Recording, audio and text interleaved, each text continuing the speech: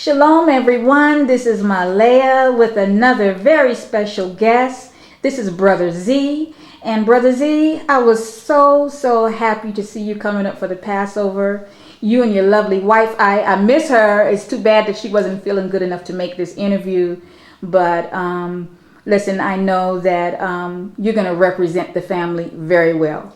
Now, we interviewed Bethany, and she's delightful. And I just want to say that it's something for you to bring your family. You have a lot of people that are coming up here alone. A lot of people that don't even feel Israel is a safe place. You know, what brings you here? Many things. I'm not too good on camera, so bear with me. But Okay. First off is Zion. Mm-hmm. And second of all is to be able to come before the Most High in the best way I know how to fulfill the commandment, which is here in the land. Mm-hmm. I never thought I'd have the opportunity because of the cost Mm-hmm. and just the logistics, because the Bible says if you're going to come here and appear before the Most High, you have to come with your whole family. And so I just didn't realize, how feasible it is. I thought it was something impossible, looking at the prices people had for, I guess, excursions or trips to the Holy Land. And it's just, I'm a person who lives on average means, and I just couldn't afford it. But those two specific things, Zion and to fulfill the commandments, to come before Him, His appointed times. That's wonderful. That's a beautiful thing. And the reason I'm saying that is because, you're speaking to the same doubt and fear that everyone has expressed that I've interviewed. People feeling as though, I can't do that.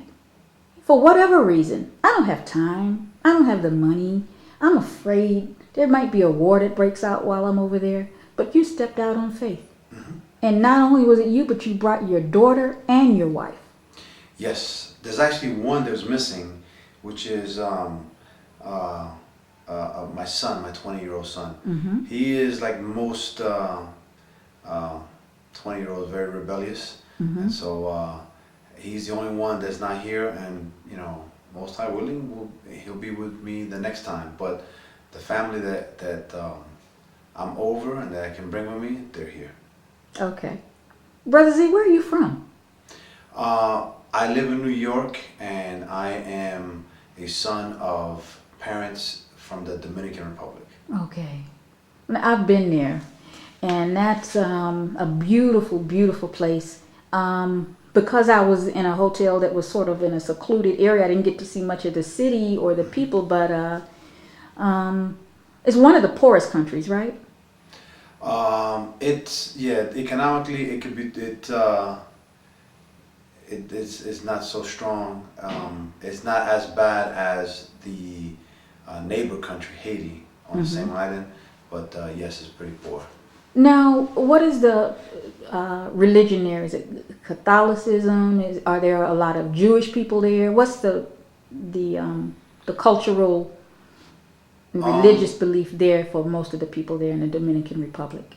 It's pretty mixed, but I would Okay. say that being that it was a colony, a New World colony of the Spanish, people are predominantly Catholic, Okay. and then there is a good number that are Christian, and there is a Jewish population there that was allowed, of Ashkenaz, there was a lot of exile there during World War II. There's a very small community. Wow. Okay. Yeah, they live in the north part of the island in a place called Sosua, but it's basically just them. But they're like a super small minority, very tiny. But it's the good majority of native Dominicans are Catholic and Protestant. Okay. But overall, I guess that it's like, I guess you would call them Christian, if you combine both of them. You have found yourself right smack dab in the middle of a cultural revolution. that's spanning the globe, the Hebrew Israelite movement. How in the world did you how did you come into this knowledge? You know, I was born and raised in Manhattan, in New York City, and they were a fixture there from since I can remember. Always preaching on the street, and so I was familiar with them, but I kind of just viewed them from afar because they were very militant, and it was. Growing up, it was nice just to see them and their interactions with the white folk. It was pretty entertaining, and I just didn't really understand. And later on in life, when the Most High called me out of my disobedience because He understood my desire to change, that things began to be revealed to me. And within the last 5 years, I've been the best I could be Torah observant, and just about a year ago, I've really had a connection with the Hebrew Israelites, and how a lot of truths were being revealed to me, most specifically the location and understanding of the true Zion and the actual Jerusalem, which fascinated me. Isn't it fascinating? Immensely. You know, one of the first things that I noticed when I met you, I'm hopping in the back seat of the car, the questions that you were asking Hoshua. You did your homework. You really did your homework. This wasn't a fanciful thing for you to do, No. But you came, and we're going down the road, and you're asking him all these questions. I told you when you sat down there that I was going to shoot some questions at you, and you're going to represent. Okay. Because I know. Okay, now let's talk about the historical connection. The connection of the dots. Everybody's flocking to the Jerusalem of the Amorites. Correct. That's what Hoshua likes to refer to it as. Right. Modern day Jerusalem. Yes. Okay, you've seen both. Yes. Okay, just in general, and then we can get into more detail later. How does it compare to the Jerusalem of the Jebusites or the Tel Arad, Mount Zion there? How do they? What's the first thing that you notice in comparison? It just seems like that the modern day Jerusalem was sort of like identified haphazardly, like sort of where they thought they found one portion that described Jerusalem that kind of fit, and then kind of like just ignored the other parts, and they sort of just kind of slapped them all together and sold it to the masses as the real Jerusalem. And the signs of where the locations of certain key places like Mount Zion and the city of David, which is one and the same, and Jerusalem, it just didn't add up. Okay. And it just seemed like they were trying to make a round peg fit in a square hole, or vice versa. Especially compared to the geography and the evidence for Tel Arad as the actual location of Jerusalem and Mount Zion. How did it? How did you feel on a spiritual level? Did you feel a connection there? Because I was talking to Sister Atara, and she felt she expressed that there was no spiritual connection there.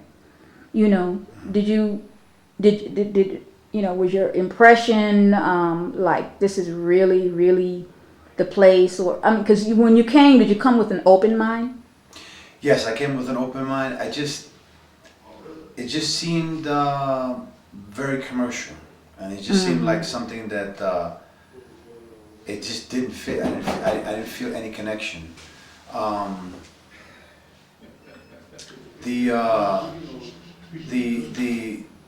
For one thing, the Western Wall, when I got to see it in person, that for some reason to me in film and in pictures seemed immense, and it was really not that Really? way at all. I didn't find it to be so big, and I don't know. It was just I didn't get a feeling of anything holy.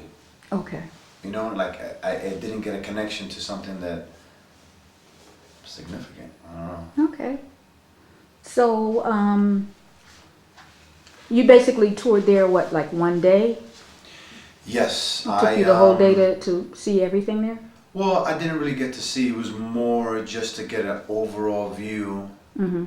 and to have an understanding of where modern day Jerusalem says the key places are situated and how they are in relation to each other, which is just, it didn't fit.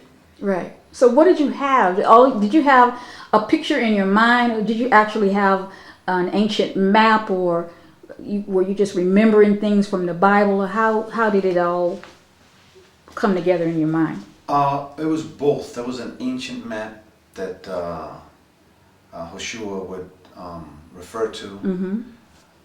and we had a modern day map of what the old city of Jerusalem was, Mm-hmm. and the picture in my mind and what I've researched, and it just Right. didn't fit. Okay. So what was the most obvious thing that was missing? Well, first things first is that Mount Zion itself is supposed to be within Jerusalem, Right. and it sits squarely outside the walls of Jerusalem. Mm-hmm. And then almost as if like it was some sort of like joke, Mm-hmm. they have Mount Zion and the city of David as two entirely different places, Mm-hmm. and when it's supposed to be one and the same. Mm-hmm. And just like in Kenyon's video, Mm-hmm. that the city of David sits down in the lower valley, Mm-hmm. that is very, very vulnerable, and it just doesn't fit to what the scriptures say, that the city of David and Mount Zion are situated in the same place, and it's a strategic high ground. Mm-hmm. When I just don't see how that makes any That sense. I'll never forget that video that Kenyon did when they were looking over down, Yes. and they were saying, "Oh, you can. This could not be correct." No. You know, based on what it was that they were looking at. That's really, really amazing to me. And you know, as someone that has been here for over 30 years and just recently coming into this knowledge myself, you know, it's right in my backyard. Mm-hmm. And I feel so happy, and I feel so blessed to be receiving this information. And now I understand better what my path was all about and my purpose for being here. Because I'll just to share a little bit with you. 3 times I tried to leave this city. All 3 right. times, and at one point I went back to America. That's right. Wow. And the Creator brought me right back here. And when I first picked up the camera and did my first video, I had no idea that my diary would lead to this chapter.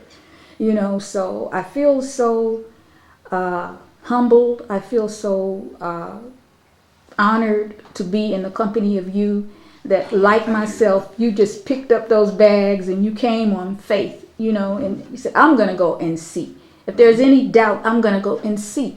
Mm-hmm. I love the Creator enough to come and see, Yes. you know. So, okay, so you're in the car with Hoshua, and you're asking him about the road, and was it built up? And he starts to point out to you the wilderness where the Hebrew Israelites passed over and where they sojourned for 40 years. How did that impact you? It was just eye-opening that he was actually like validating the scriptures Mm-hmm. with the geography of the land. Mm-hmm. You know, building structures and the like, they tumble, they become ruined, but like real physical landmarks don't leave. There was nothing that the scripture said. What jumps out at you the most in terms of the scriptures and how everything was just connected? When we were out there at Mount Zion, what is it that said this is undeniable? Was there any one thing that really said that this is undeniably the place? I would say how the geography that the castle itself, the fortress of Zion, is the high point, and how the unmistakable towers of Millo are there to this day, and how where they are and where the Gihon Spring is, related to where I believe it's Josephus mapped out Mount Zion. It's just like, this doesn't fit anywhere else but exactly here. And what about the gutter?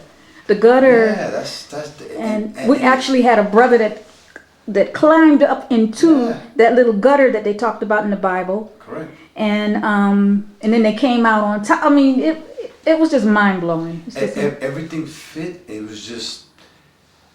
was amazing. It was just like, there's nothing anywhere here that fits that. Right. And it's according to what the Bible says, within the borders of Judah. And one of the last things that really sealed the deal for me was that the scriptures describe where the borders of Judah extend to, going north, and how modern day Jerusalem sits squarely outside of that. Right. So it's like, I mean, what are we arguing about? Whoever doubts or whoever wants to see for himself, come and do it. And that I'm a very particular person. I normally, when I see something related to scriptures or anything like that, I always digest them for my family and I screen it, because I don't just give my family or open them up to anything. And when I had the opportunity to come see for myself, I came and I did it. And like you said, I stepped out on faith, because if this is it, I was not going to leave my family behind. My wife didn't want to stay behind anyway, so she kind of helped along with that. Oh, she was so helpful. She was She was like, no, she's a school teacher. I'll come with you. I was like, okay, come on, let's go. And my daughter, I wasn't going to leave behind. She had to come. And it was just, if you feel you might be wrong, come see for yourself, but you're in the land. It's unmistakable, though. And if it's something that you're like, you know what, I'm not convinced, or you're here in the land and you get to see and compare and see for yourself, make up your own mind, weigh the facts. Right. Well, I don't know what else to say. It's just the truth will speak for itself, and I've heard truth defined as reality, and as far as I'm concerned, if you're going to argue at reality, then I guess you must be insane. Right. Okay, well, I have to thank you for your candor. It was a joy to be a partner with you on the Sojourn, to meet your family, your beautiful family. Thank you. It was great to have you along with us. You don't get to see her, but much, I guess nowadays, maybe because she does a lot of interviews, but she's just as beautiful as she is on camera. Very peaceful. Oh, well, thank you for that. She has such a peace to her. It's just so sweet, really. Thank you. Now, so I suppose this means that you'll be back again. Yes, most high willing. I would like to make this a regular pilgrimage. Yeah. And the more that we can get together as brethren and build the nation and bring remembrance to where God has his eyes set on, the sooner that we'll be delivered. Well, you have the special distinction of being one of the first, to make this pilgrimage up. And I've got a few pictures. I'm going to collect some more. You all, in my little cursory overview of the Passover, you'll see Brother Z and his wife. And, again, thank you so much. My pleasure. And is there anything that you want to say to anybody that might be considering coming up here?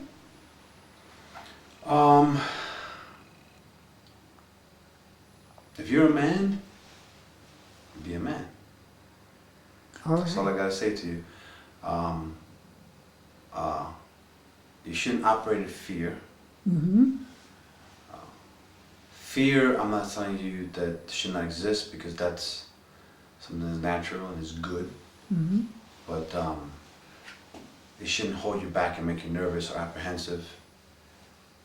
Cautious is one thing, but be a man. Come out here and trust your Maker. If he's with you, he's with you. You shouldn't fear. I came here and I didn't have any fear of the land or anything that might be going on. As far as I'm concerned, this is super peaceful. Isn't it peaceful? It's ridiculous. It's like, I mean, smaller than small town America. It's like, I don't even know. This is like a sleepy town. Like, Right. I mean, it's just, I mean, don't believe the hype. It's a Just come big, on beautiful sky with just beautiful mountains surrounding Mount Zion. And you can look over into the valley and you can take a walk and feel the spirit of the ancients. It's, it's like they're whispering to you. Yeah. And so, again, I look forward to next year. Same here. And hopefully your words will touch or inspire someone. Okay. So that they can do the same thing and receive the blessing that comes from those that are faithful and hear the voice of the Most High. Okay, I want to thank everybody for watching and say shalom again. Shalom.